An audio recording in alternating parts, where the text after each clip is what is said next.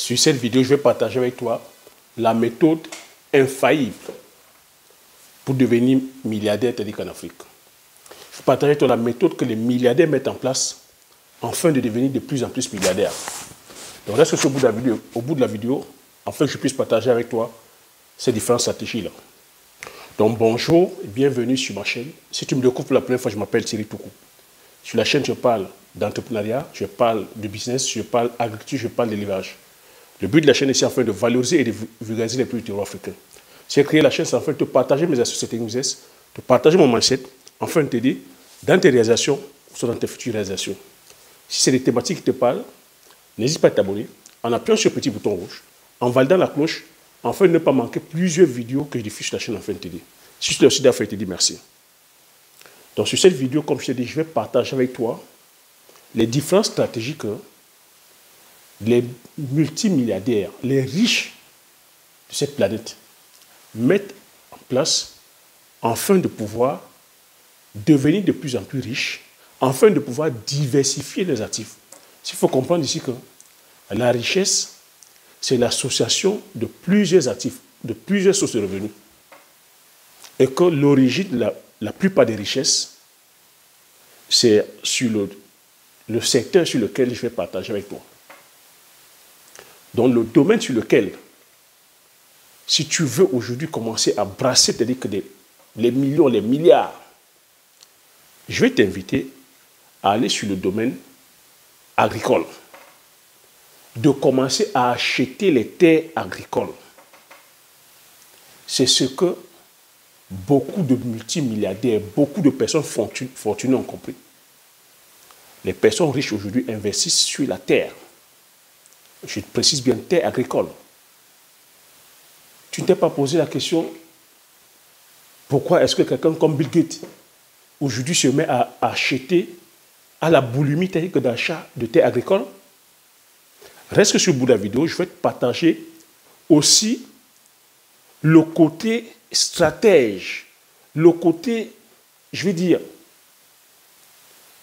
comme je dis stratège, si tu n'es pas, je vais dire wise, si tu n'es pas avisé comme nous autres, tu risques de tomber dans ce piège-là. Donc reste sur le bout de la vidéo parce que ça va être très intéressant pour toi qui aimerais aussi aller acheter les terres agricoles, pour toi qui aimerais aller entreprendre dans le secteur agricole, même dans le secteur de l'élevage. Je vais développer. C'est que sur ma vidéo, je suis toujours dans la phase de la pédagogie. Je partage sur la stratégie afin que tu puisses comprendre parce que c'est un secteur sur lequel il y a beaucoup de parts d'ignorance, il y a beaucoup de parts de manque d'informations et beaucoup de personnes ne sont pas formées. Donc si tu n'as pas comme ça vraiment l'information nécessaire, tu risques plutôt d'aller te retrouver du mauvais côté de la barrière. Donc, j'étais en train de dire, tu ne t'es pas posé la question, pourquoi est-ce que Bill Gates aujourd'hui se retrouve en train d'acheter de plus en plus de terres agricoles? Il est aujourd'hui aux États-Unis la personne qui possède le plus d'hectares de terrain agricole. À lui seul, il a la superficie, 2 fois la superficie d'une ville comme Paris. Pourtant, on sait comment il s'est enrichi. Pour toi qui ne le connais pas, Bill Gates est le fondateur de Microsoft. On le connaît comme le magnat, c'est-à-dire que de tout ce qui est logiciel pour ordinateur.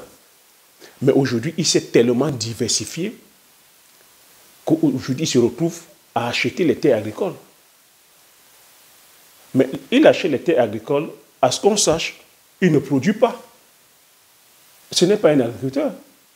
Il n'est pas en train de produire les céréales, les tomates, les machins, mais je vais venir, tu vas comprendre la stratégie.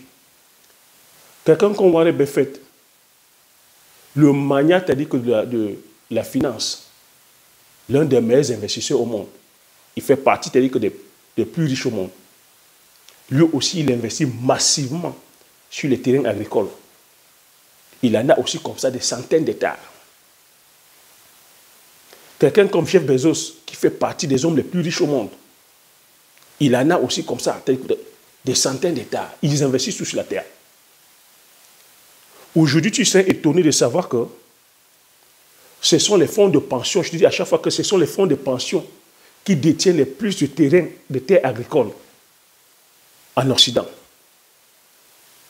Ici en France, ce sont les investisseurs qui détiennent le plus de terres. Ce sont les banques qui détiennent. Un pays comme la France, le Crédit Agricole détient au moins 30% des terres agricoles. Énormément de banques comme ça détiennent les terres agricoles. Les compagnies sémencières, pour ne pas les citer, compagnies comme Monsanto, qui est aujourd'hui Bayer, détient les terres agricoles. Tiens, en Ukraine. En Ukraine, ils ont une compagnie comme Bayer en partenariat avec Bill Gates. Ils ont au moins 173 000 hectares de terres agricoles en Ukraine. Ça ne te dit pas quelque chose? En Ukraine. Et quand on voit aujourd'hui, quand tu vas voir qu'en Europe de l'Est, l'hectare de terres agricoles coûte 500 €. Tu vois que les investisseurs vont comme ça acheter massivement les terres agricoles. Nous, aujourd'hui en Afrique, pourquoi je te demande d'aller aussi investir massivement, d'aller acheter les terres agricoles? Parce qu'on a encore cette capacité-là aujourd'hui de pouvoir acquérir les terres. Donc il faudra aller acheter les terres massivement. J'ai commencé à t'expliquer que la stratégie, pourquoi est-ce que les investisseurs achètent. Maintenant, pourquoi est-ce que nous, Africains, on se devrait aller acheter massivement les terres agricoles? C'est afin de pouvoir contrecarrer, empêcher que la spéculation sur le plan des terres agricoles ne vienne en Afrique. Parce que ces multinationales-là, qu'est-ce qu'ils vont faire? Une fois ils se seront bien gavés ici en Occident, la convoitise maintenant, c'est l'Afrique. Tu entends toujours parler que l'Afrique a des terres agraires. L'avenir te dit que c'est l'Afrique. Le présent, c'est l'Afrique. Le futur, c'est l'Afrique. Tu jettes une graine, ça pousse tout seul. Tu jettes une tige, ça pousse tout seul. L'Afrique a des terres agraires. L'Afrique a des sous-sols riches. La richesse, le présent, le futur, c'est l'Afrique. Tous n'ont que les yeux maintenant en Afrique. Qu'est-ce qui s'est passé ici en Occident?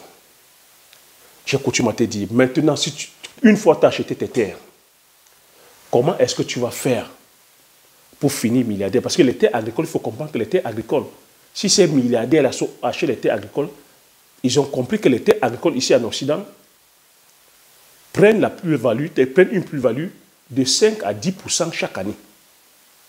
5 à 10%. Alors qu'en ce moment, tous les business sont en train de se casser la gueule. Nous sommes en pleine inflation. Tout se casse la gueule ici en Occident. Mais les terres agricoles prennent en valeur 5 à 10% chaque année. Ils ont les terres, ils n'ont pas les cultures, il n'y a rien. Hein. Ça prend en valeur. Mais qu'est-ce qu'ils ont mis comme stratégie? Eux, ils ne produisent pas. Mais la stratégie qu'ils sont en train de mettre en place, c'est de pouvoir s'accaparer tous les terres agraires et cette fois-ci, commencer à mettre en location ces terres-là aux fermiers. C'est ce qui est en train de se passer. Je t'ai cité comme ça un groupuscule de personnes, les banques, les compagnies, c'est-à-dire que sémencières, compagnies, c'est-à-dire que chimie, compagnies, c'est-à-dire que les investisseurs, les fonds de pension, les multimilliardaires, ils achètent ces terres-là. Maintenant, toi, en tant que personne lambda particulier qui aimerait aller faire l'agriculture ici en Occident, qu'est-ce qui se passe? Quand tu vas voir une banque, la banque est déjà propriétaire des terres agricoles. Qu'est-ce qu'elle va faire? Elle fait déjà son business. Elle te loue les terres. Et lorsqu'elle te loue les terres, c'est quoi? Elle est déjà en train de faire son business. Quand elle va te louer les terres, elle va te demander de faire quoi? Elle ne va pas te dire de venir prendre 2 hectares. Elle va te demander de venir prendre à partir de 40, 50, 60, 100 hectares. Parce que c'est là où ça commence à chiffrer. Parce que quand tu prends 100 hectares, ça va te demander de faire quoi? D'aller mécaniser. Donc, tu vois que c'est un système qui est bien huilé. Une fois c'est mécanisé, ça va te demander de faire quoi? D'aller acheter les semences. Donc, une compagnie comme Bayer, ils sont là, ils développent les semences. Toutes les semences sont brevetées. Ça fait que quand toi tu arrives, tu n'es que comme ça enchaîné. Tu es obligé de passer par les banques pour aller prendre un crédit. Tu es obligé de passer par les compagnies sémencières pour pouvoir avoir les semences. passer par les banques aussi, en sachant que les banques ont les terres, ou soit passer par les investisseurs, en sachant que les investisseurs ont les terres, passer par les compagnies sémencières, passer, c'est-à-dire que par l'industrie chimique qui vend les engrais, les pesticides, les insecticides, les nématicides, les fongicides, passer par l'industrie de la mécanisation qui vend les tracteurs et tous ces accessoires. Donc il faut comprendre que c'est un business comme ça qui est bien huilé, que si tu ne penses pas bien la faire, tu risques plutôt de te retrouver aujourd'hui employé de tout ce système-là. Ça fait qu'aujourd'hui, en Occident, les agriculteurs comme les éleveurs ne sont que des employés. Donc si tu vas plutôt épouser ce système-là, tu es un employé, tu ne pourras pas devenir milliardaire. Ce sont eux qui seront de plus en plus riches. C'est pour ça que tu vois ces riches-là vont investir de plus en plus sur la terre. Et ils ont compris que les prochaines crises qui sont en train d'arriver, c'est déjà là. C'est sur le climat. Avec le réchauffement climatique, les conditions seront de plus en plus difficiles. On va commencer à manquer de denrées. C'est pour ça qu'ils investissent massivement sur les terres agricoles, afin de pouvoir avoir le monopole. C'est pour ça qu'ils sont là en train de créer des semences aujourd'hui, dites OGM, où vous entendez qu'ils créent des semences qui pourront résister à la sécheresse, aux maladies, aux intempéries, qui pourront avoir un fort taux de, je veux dire, de rendement. Mais lorsqu'ils le font, ils le font pourquoi? Ils le font parce qu'ils veulent avoir le monopole justement sur ce business. Parce que lorsque tu deviens comme ça, tu commences à acheter ces semences, tu seras obligé d'acheter à chaque fois ces semences-là. Ces semences ne seront pas reconductibles. Ce qui, je dis pour l'agriculture, ça vaut pour l'élevage. Mais par contre, si tu veux aujourd'hui te défaire de tout ça, si tu veux aujourd'hui être riche, je dis comme le milliard, c'est d'aller acheter les terres et aujourd'hui appliquer la stratégie où il faudrait plutôt privilégier, c'est-à-dire que les produits du terroir, privilégier nos semences paysannes, les semences reconductibles du terroir, telles que le manioc, la banane plantain, le macabo, le taro, la patate, l'igname, le mil, le sorgho. Privilégier le maïs du terroir, pas le maïs, les maïs OGM. Le mil, le fenouil. Donc, tout en sachant que tu as le contrôle dessus, qu'on ne te vante pas le fait que c'est résistant à la sécheresse, parce que résistant aux pesticides, parce que une fois que tu épouses ces semences hybrides, tu es obligé aujourd'hui de consommer quoi? La mécanisation. Tu es obligé d'utiliser quoi? Les herbicides, les fongicides, les nématicides, les engrais, les insecticides, pesticides, parce que c'est un combo qui va ensemble. Et tu enrichis qui? Tu enrichis ceux qui ont pensé le système. Il faut comprendre que ces riches-là sont de plus en plus riches parce qu'ils ont mis un système en place. Par le biais, tu entends le biais de la fondation Gates, la fondation Bill Gates. Quand tu entends qu'il vient, aujourd'hui, c'est le défenseur du climat. Et ils ont poussé les agriculteurs occidentaux ici à aller vers la production intensive sur la monoculture, qui dépend, c'est-à-dire de la mécanisation, sous prétexte qu'il fallait produire massivement. Cette agriculture est en train d'appauvrir les Occidentaux, les agriculteurs occidentaux. Ils sont en train de les faire culpabiliser maintenant en disant que non, ça pollue plus, que ça pollue énormément. Il faudrait qu'ils arrêtent ce type d'agriculture, qu'ils commencent maintenant à produire de l'agriculture chimique cellulaire. Chaque fois que je partage, ça fait plus de 2 ans que je prends comme ça à titre pédagogique, parce que je sais qu'ils sont venus dans les années 50 induire en erreur les paysans occidentaux. Nous avons encore la chance que nous avons encore des surfaces agraires, mais le malheur que nous avons, c'est que nous n'avons pas l'information. Le malheur que nous avons, c'est que nous n'avons pas la technologie. Le malheur que nous avons, c'est que nous sommes encore dans la pauvreté. Et que dans cette pauvreté, nous sommes corruptibles. On a encore des dirigeants comme ça qu'on peut venir corrompre. Parce qu'ils sont tellement aujourd'hui puissants, avec c'est-à-dire que la puissance économique, ils introduisent les semences OGM dans nos États, dans certains États africains. En Afrique de l'Est, ils sont déjà en train d'introduire les graines OGM, moyennant des finances, en installant les laboratoires. Ils viennent aussi corrompre nos scientifiques. Ben oui, vu que la recherche est négligée chez nous en Afrique, on a des scientifiques qui ont fait des bacs plus 12, qui sont encore là, dans la pauvreté extrême. Quand on vient comme ça, les tendre quelques billets de dollars, ça leur perturbe le cerveau. Ils se retrouvent aujourd'hui d'être des conseillers auprès de ces firmes-là. Ils vont conseiller, je veux dire, nos agriculteurs d'utiliser ces semences génétiquement modifiées en leur vendant le rêve comme quoi c'est résistant à la sécheresse, c'est résistant aux maladies et que ça va leur apporter un fort taux de rendement. Mais sauf que derrière, on ne leur fait pas comprendre qu'en achetant ces semences-là, ils ne pourront plus reconduire ces semences-là. Et aujourd'hui, il y a certains États en Afrique où, une fois ils ont signé ces traités, les agriculteurs africains, ces agriculteurs-là, ne peuvent plus utiliser les semences paysannes. La personne qu'on retrouve en train d'utiliser les semences paysannes peut être condamnée, peut prendre une peine de 20 ans. En Ouganda, c'est faisable.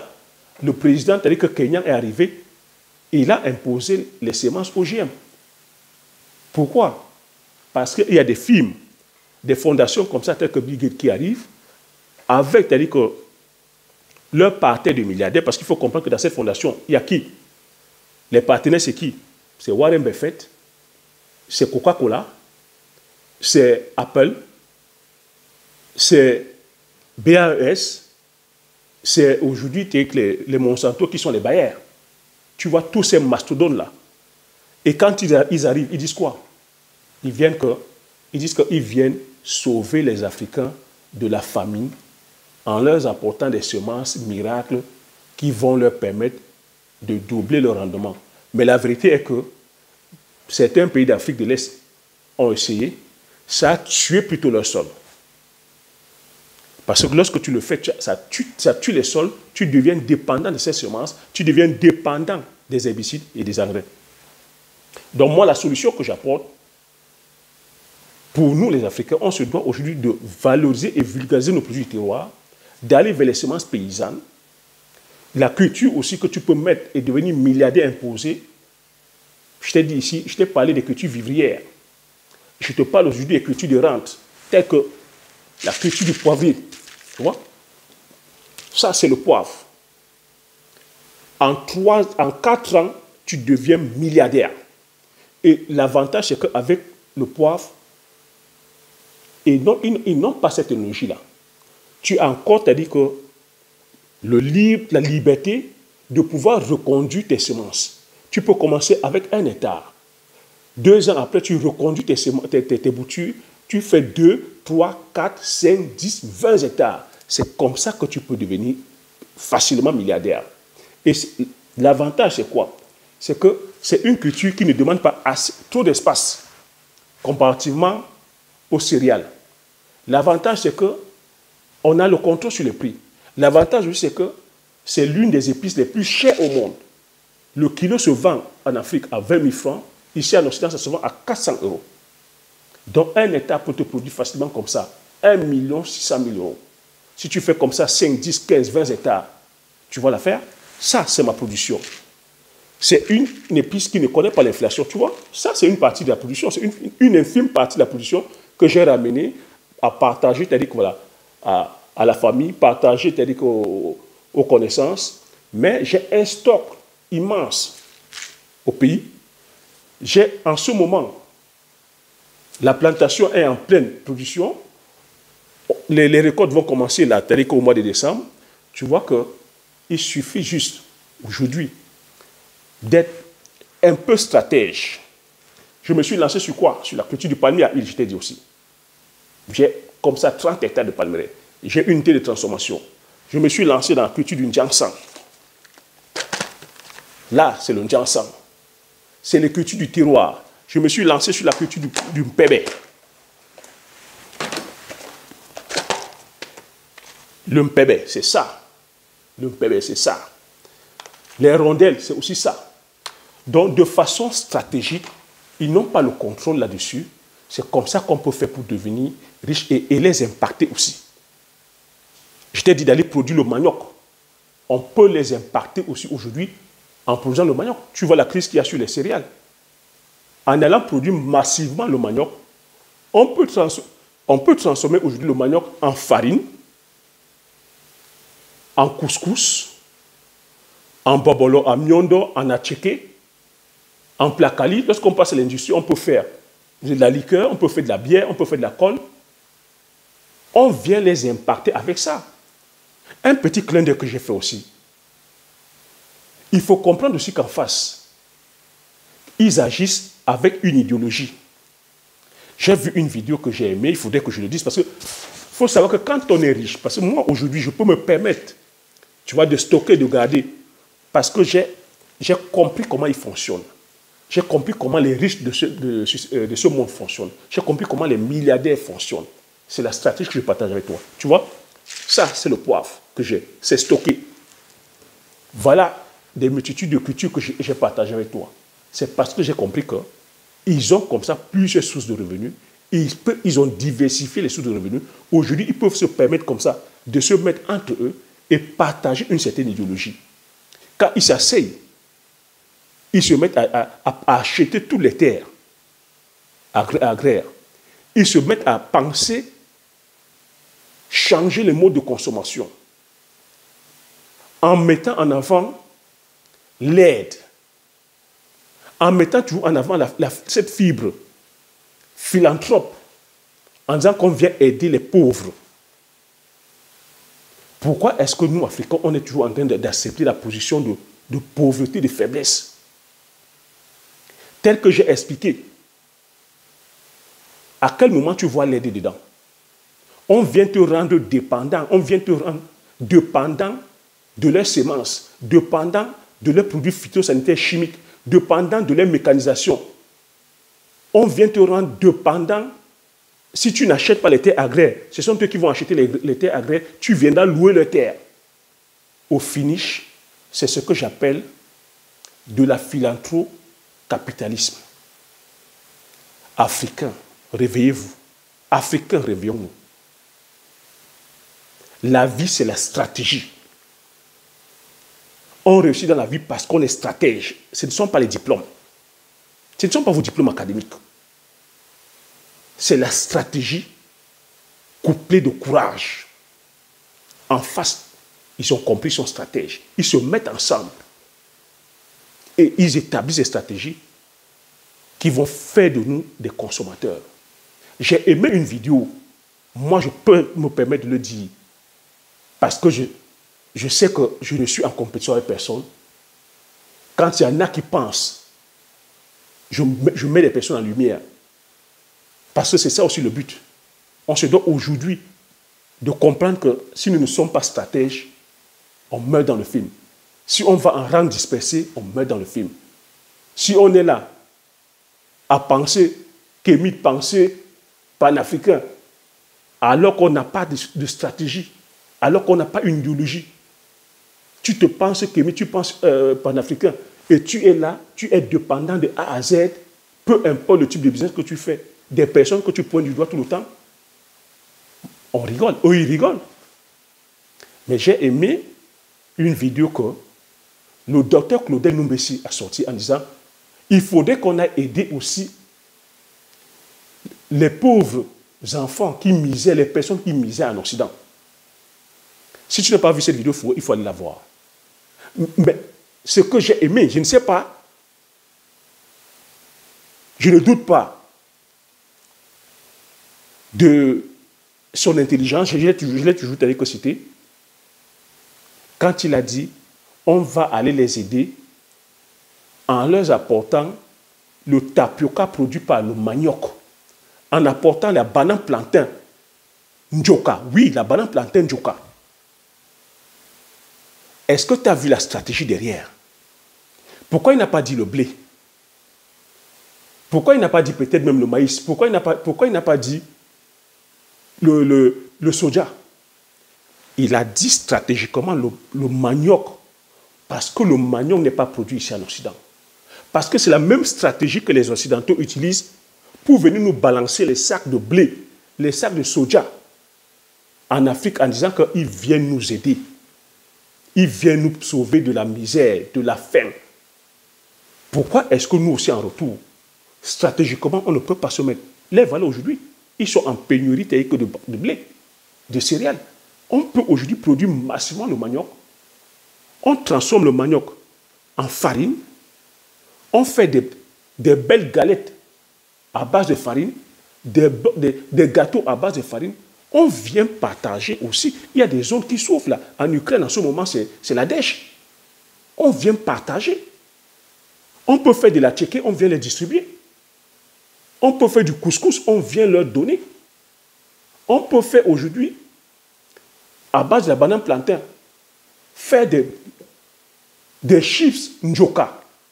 On vient leur distribuer. Vous ne pensez pas à ça?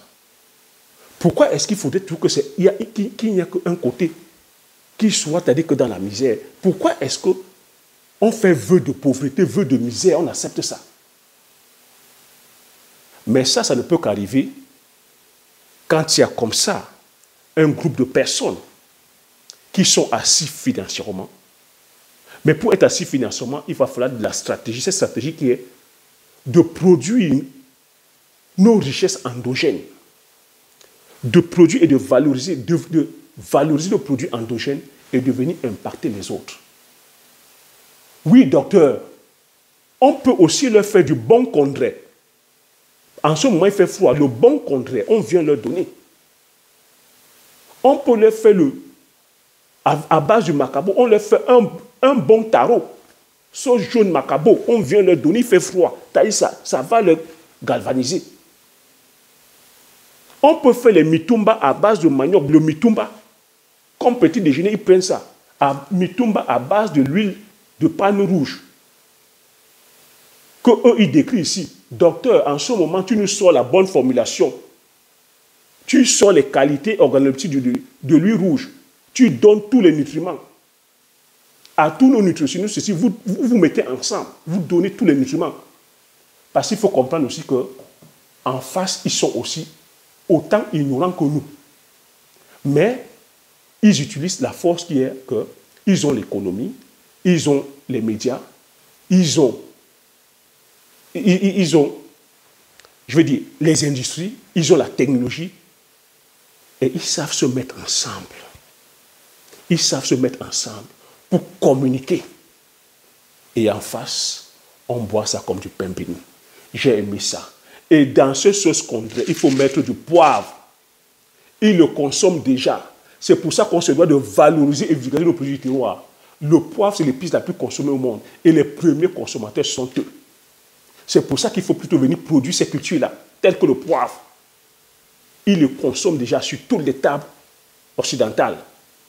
Le poivre ne manque pas. C'est comme ça qu'on peut faire pour impacter et c'est comme ça qu'on devient riche. C'est le système qu'ils ont mis en place. À partir du moment où vous allez faire autre chose que ce que je viens de partager là, vous ne pouvez pas devenir riche. Vous allez travailler pour eux. Parce que tant que tu te mets à travailler, quand je dis travailler pour eux, ça veut dire que quand tu deviens dépendant des intrants produits par d'autres, tu ne peux pas devenir riche. Nous sommes en plein dedans. Le jour où tu parles mal, on coupe la vanne. Le jour où tu ne danses pas comme ils veulent, ils coupent la vanne. C'est ce qu'on appelle des contingences internes et externes. On coupe la vanne. Donc pour cela, il faudrait que si on veut être autonome, on se doit de développer nos chaînes de valeur endogènes et aller impacter les autres. C'est le système que j'ai mis en place. C'est comme ça. Ce que je suis en train de te raconter, c'est que j'ai observé comment les riches fonctionnent, les riches de ce monde fonctionnent, comment les anciens riches, parce que les anciens riches, c'était grâce à la terre. Donc on ne réinvente pas le monde. On ne va pas réinventer la roue. C'est la terre. Et maintenant, de façon stratégique, on essaie de diversifier, on essaie d'avoir un système. Si tu n'es pas sur le contrôle d'un système, tu deviens le consommateur. Donc, cherche plutôt à avoir un système. Et moi, sur la chaîne, je te permets de plutôt posséder le système que d'être consommateur du système. C'est pour cela que j'ai décidé qu'en 2023, je vais te dire que pour les personnes qui veulent aller plus loin, leur permettre de posséder le système, d'être acteur du système. Et quand on va posséder le système, on pourra mettre en place ce que le docteur t'a dit que Claudel Noubessi demande à chaque fois. Mettons-nous ensemble pour peser lourd. On ne peut pas se mettre ensemble pour peser lourd tant qu'on n'a pas une idéologie, tant qu'on ne pèse pas lourd sur le plan économique de façon individuelle. Ils se mettent ensemble parce que chacun pèse lourd et ils viennent diversifier, c'est-à-dire que leurs actifs en véhiculant une idéologie. Tant que nous n'avons pas d'idéologie, ben, on va toujours se faire bouffer parce que ce monde, c'est un monde de rapport de force. Et moi, j'ai dit, je vais faire partie des personnes qui agissent, des personnes qui impactent, des personnes qui contribuent, pas des personnes qui passent le temps à réciter le chapelet de la souffrance, de la misère. Garde la tête haute. Je dis, j'apporte ma contribution. Je pense que c'est ce que je fais depuis plus de 2 ans et demi. Fais ce que je suis en train de faire. Il faut comprendre que ça a un coût, ça a un prix. Mais je le fais afin de pouvoir aussi impacter, véhiculer cette idéologie, afin que ça puisse toucher 1, 2, 3, 4 personnes, qu'on puisse vraiment comprendre les enjeux. Les enjeux, c'est-à-dire que les enjeux qui sont les nôtres, et les enjeux qui sont là. En relation internationale, il n'y a pas d'amis, d'amitié, il n'y a que les intérêts. Donc, à nous de chercher nos intérêts, à nous de savoir ce qui est bien pour nous, à nous de décider pour ce qui est bien pour nous. Quand je dis nous, à titre individuel comme à titre collectif. Donc, voilà ce que j'avais à partager sur cette vidéo. J'espère que tu as passé un bon moment. Hein. J'espère que tu as aimé. J'espère que tu as appris des choses. Si tu as aimé, laisse-moi un like. Donne-moi ton avis sur les commentaires par rapport à ce que je viens de dire. Hein, et puis, par rapport à l'investissement agraire. Est-ce que tu t'es posé la question pourquoi est-ce que tous les milliardaires de ce monde vont faire des acquisitions sur les terres agricoles? Pourquoi est-ce que il y a cette hégémonie là que sur l'industrie chimique? Pourquoi est-ce qu'on veut tous nous pousser à aller produire de façon chimique? Pourquoi est-ce qu'on veut nous pousser à aller produire les semences génétiquement modifiées? Donne-moi ton avis par rapport à ce système-là. Est-ce que tu penses que c'est un système qui est profitable pour nous? Même sur le plan, sanitaire? Donne-moi ton avis, que je me fais plaisir de les lire. Partage massivement la vidéo autour de toi afin que vous soyez comme ça plusieurs à bénéficier de ces informations parce que tu sais que ici, là, comme on a coutume à dire, mon peuple périt pour faute de connaissance. Si nous sommes en train de naviguer à vue, c'est parce qu'il y a énormément d'ignorance. Abonne-toi si tu n'es pas encore abonné, afin de pouvoir faire grandir la communauté des entrepreneurs visionnaires. Comme j'ai coutume à dire, l'information, c'est la connaissance. La connaissance, c'est la richesse. Une fois que tu as ces informations, tu appliques tes stratégies et tu passes l'action massivement afin d'impacter ta vie et impacter la vie de tous ceux qui t'entourent. Je te dis merci et à la prochaine vidéo. Ciao.